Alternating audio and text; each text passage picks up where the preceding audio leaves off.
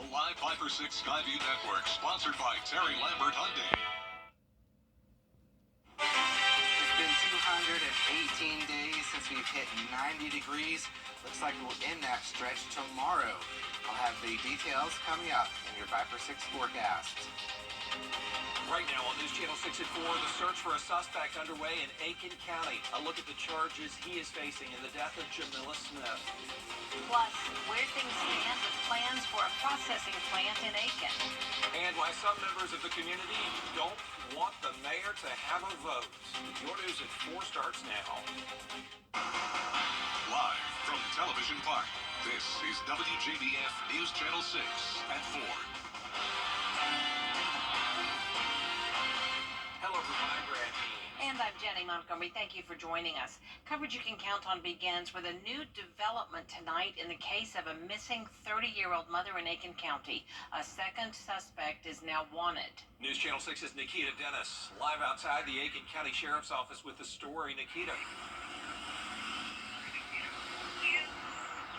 Yeah, 35-year-old Brian Alexander Hampton Jr. is wanted in the ongoing murder investigation of Jamila Smith. Smith went missing last December and has not been seen since. Investigators say her ex-boyfriend Daniel Harmon is currently behind bars facing murder charges. I spoke to Captain Eric Abdullah with the Aiken County Sheriff's Office, and he tells me Harmon and Hampton are cousins. Captain Abdullah says they've been looking at several leads in this investigation, and they still have a long way to go, and is asking for the community to help. Well, it's important that we continue to have community support, especially in a case like this. There's somebody out there that has a piece of information, regardless of how small they think it is, share it. It's, you know, you can even share it anonymously. But any information to help bring this young lady home to our family will be outstanding to this investigation. He also says they've been looking into where Smith's body may be, but they have no leads yet. Live in Aiken County, Nikita Dennis, WJBF, News Channel 6. A former Richmond County deputy now suing the sheriff's office claiming discrimination. Quincy Cannon was a deputy from 2018 until 2022. He says he was forced to resign after being accused of excessive use of force on somebody who was handcuffed. But in his lawsuit, he says white sheriff's deputies accused of similar violations got better treatment. Time now for a first check of our weather. And meteorologist Miller Hyatt standing by with that. Miller. First, the rest of today, though, if you're heading to SRP Park, we could have a spotty shower by the end of the game, but most of the game will be nice, warm, and dry. So out the door we go tomorrow. A spring-like, even summer-like day tomorrow. Temperatures hitting 90 for the first time since September of last year. And if we hit 91 degrees, that could be a record tide.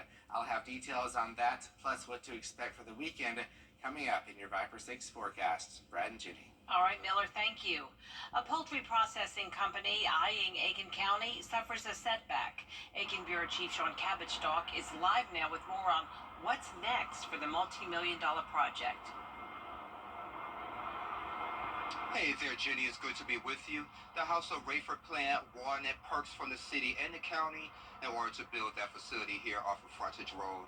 Aiken County did not approve its plan. Many of the folks I spoke with were concerned about the environmental and social impacts. The North Carolina poultry processing plant planned to invest $185 million here in Aiken County, creating 900 jobs at $18 an hour plus benefits. The county council didn't approve a plan to set a fee instead of having taxes paid. Aiken County Council Chairman Gary Bunker expressed concern about the plant's wastewater treatment needs, citing insufficient infrastructure to support the proposed capacity. This plant would use approximately 1.7 million gallons per day of capacity at the Horse Creek wastewater treatment plant. And neither the city of Aiken nor Aiken County have that extra capacity to offer them at this point in time. And back here live now, there is no immediate plans for the project. County leaders told me they're focused on bringing in high-paying, high-tech jobs. For now, live in Aiken County, I'm Aiken Bureau Chief Sean Cabbage-Stalk, WJBF News Channel 6. Back in Augusta, the debate continues on whether Augusta's mayor should get a vote on commission matters. A local group coming out to oppose that. Graham Lee here now with the details. Graham? Brad, it was Reverend James Williams in Helping Our People Excel who shared they were not only against giving the mayor Garnett Johnson a chance to vote, but made some big accusations against him and the commission. But it was last April Governor Kemp signed a bill that would allow Augusta voters to decide whether or not Mayor Johnson should get a vote on the commission. Now that referendum is up for a vote in the primary election on May 21st.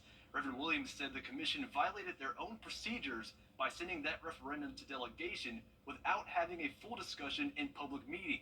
We caught up with former Mayor Deke Copenhaver, who says these allegations are bogus. There is no procedure in place, and I would just ask him, show me in writing where that procedure is, because it does not exist. Any member of any citizen can go to the state legislature and say, hey, we'd like you to act on this. So I think it's great that he got the support of 5 commissioners, but why would you be against letting the people decide? Reverend Williams and Mayor Johnson both declined to comment at this time. You'll hear more from those saying no tonight on News Channel 6 at 6. Brad? Thanks. There is a challenge now to Georgia's prosecutor oversight bill. Governor Brian Kemp signed it into law. It was Senate Bill 92 and creates a commission to remove or punish prosecutors who fail to uphold the law. Well, 3 district attorneys, including Augusta's own Jared Williams, want a judge to strike this law down. The suit claims that it violates the Georgia and U.S. constitutions. Unfortunately, we have a lot of DAs across the state who ran on a very progressive political platform about being soft on crime, and it's having a direct correlation to increase in crime in many of our communities. Voters actually voted for that. So now you have this unelected panel now that can come in and actually remove a prosecutor for basically using their discretion or basically having certain policies. Governor appointed Senator Jones to serve on this committee. He says he and other local lawmakers appealed the bill once before, and they say this could affect the voters who, as he mentioned, voted to elect prosecutors. By the way, the governor is going to be in Augusta tomorrow. He will join state and local leaders to sign a measure to reduce the tax burden for Georgia families and businesses. That's going to be at 11:45 a.m. at the Augusta Municipal Building. A comic book based on the Augusta Golden Blocks is out for the public to read. The artist and consultants for the Golden Blocks, Legends Comics, held a panel at Augusta University talking about their first comic, Lucy Craft-Laney, Mother of the Children of the People. They talked about the reason they chose this as their first story and why they think a comic book is a good way for students and others to learn and stay invested in the history of Augusta.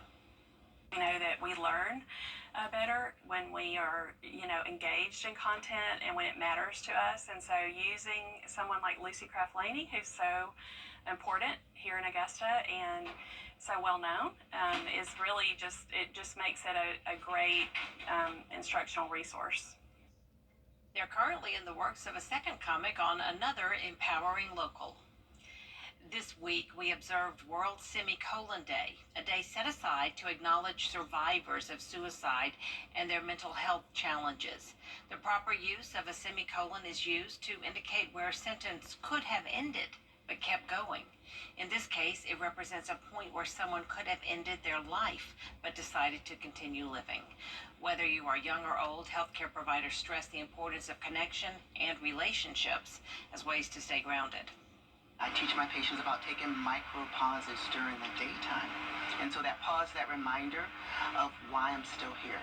We call those protective factors. And be thinking about, wow, why am I still here? What is the reason that I am here? My loved one, my puppy. I had a lady that told me the reason that she lives is because of her cats. And that's okay. Whether it's a pause or a semicolon, healthcare providers urge you to understand your reason why. You can also visit Mental Health America for various screenings. Coming up, dancing your way to good health. And the city of Augusta is fixing up an aging tennis complex. A preview of those plans next. If you have any outdoor plans tomorrow, you might look like my friend, the sweaty man. Temperatures at 90 degrees. Details straight ahead in your 5 for 6 forecast. Hi, ET. Channel 6. benefits of physical activity are well documented, and now researchers have figured out the mechanism. Yeah, exercise apparently enhances prefrontal cortex activity, which reduces brain stress. Looking at data from more than 50,000 patients, doctors actually could see the connection between lower stress-related brain activity and decreased heart disease triggers. The numbers showed the benefit of exercise on reducing heart disease risk was greatest for people with pre-existing depression.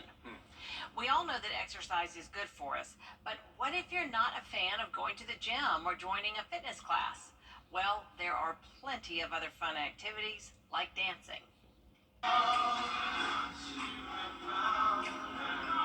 One of the health benefits is cardiovascular.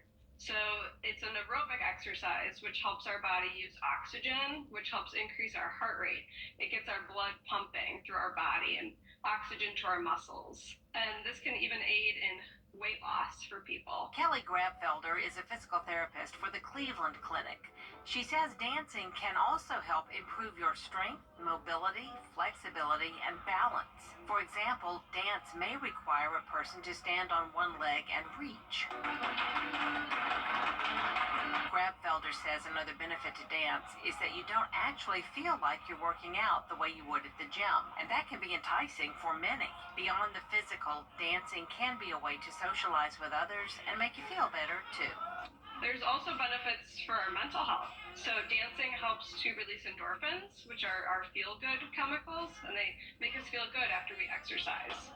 Again, gets our heart pumping, it gets us sweating, which makes us feel good afterwards. There are also benefits to our coordination and even just our memory planning. Grabfelder says all types of dance can be beneficial for your health, but it's important to be careful if you have trouble with your balance or are at risk of falling. She recommends having a chair nearby for support. Improvements are on the way to the Newman Tennis Center in Augusta. Commissioners approved concept plans for the first phase of the project. Here's Kim Vickers. It's been years since the Newman Tennis Center had any significant improvements, and the wear and tear on the courts shows. The $2 million project, paid for by SPLOST 8 funds, will address several problem areas. Crews will repair and resurface all 19 tennis courts, as well as any cracked sidewalks. New lighting will be installed, and several drainage issues will be fixed. And there will be new fencing and storage sheds. Ron Lampkin, Director of Central Services, tells me these improvements are a long time coming. Well, anytime that you do upgrades and you make things better, it affects the community. It gives people something to go to, something that they can use that's viable, something that they can appreciate and enjoy without the hazards or the issues that we're facing at this point. The city will also investigate the center and pro shop to make sure everything is ADA compliant. Plus, a single court will be removed and replaced with up to 6 new clay surfaced courts. I'm talking to some people in the community, in the tennis community. They're looking forward to playing on some clay courts because you have tennis players that like them. Apparently, it's better on the knees for some of your older players. Work set to begin by the end of this year and be finished by the end of next year. We'll be right back. Weather headlines on WJBF News Channel 6. Brought to you by Hickson Roofing. If your roof needs fixing, call Mr. Hickson. Welcome to Oasis Homes at 1939 Gordon Highway, Augusta, Georgia. Imagine a special evening you lovingly plan to celebrate for your anniversary. Flowers, a night on the town. Reservations and tickets months in advance. A truly special occasion. Imagine going to the hospital instead. A night of celebration turns into weeks of pain. George Sink Injury Lawyers will be there for you. Our team has the experience to help you get your money faster. Just call all nines now. When you save time and money, across from Patriots Park, don't miss it. See you at the fair. It's bow time.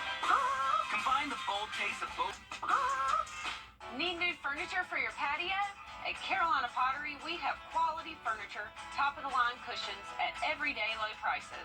Shop and compare. You won't find a better value anywhere. Visit carolinapottery.com or a store near you. No. Great Mother Nature, and then in the mid part of next week, sunny and temperatures in the 80s. Looks good, Looks Miller. nice. Thank you. You know, there are planets in our solar system, but do you know where each one came from? Well, coming up, we're going to have the backstory on our 7th planet. George St. Injury Lawyers has made many... All right. Did you know that the planet Uranus was discovered by accident? Yeah, an amateur astronomer named William Herschel designed his own telescope with the help of his sister, Caroline. And on March 13th, 1781, Herschel spotted it while looking through that telescope. Thought it was a comet at first, but Uranus looked more like a flat disk and was too slow to be a comet. He reported his findings and they were confirmed. He was given naming rights and eventually settled on Uranus. Herschel went on to discover more than 1,500 nebulae.